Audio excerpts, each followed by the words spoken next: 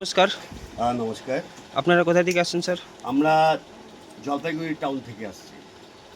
আপনারা আমাদের সবুজে কোলে রিসোর্টে কয়দিন থাকলেন? কিরকম লাগলো আপনাদেরকে? সবুজে কোলে আমরা গতকালকে আসছি। আমরা আ ৪ বন্ধু, ৪ জন? হ্যাঁ, ৪ বন্ধু, আমি সহ ৪ বন্ধু।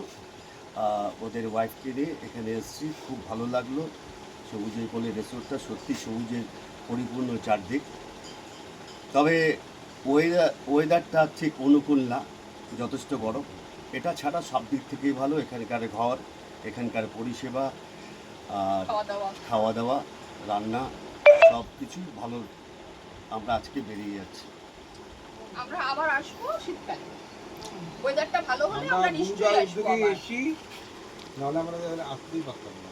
একদম আমরা বুলুর উদ্যোগে এসেছি। আমরা বুড়াকে অশেষ অশেষ ধন্যবাদ দিচ্ছি। বুলু এই প্রতিষ্ঠানে কর্ণধারের সাথে যোগাযোগ করেছে।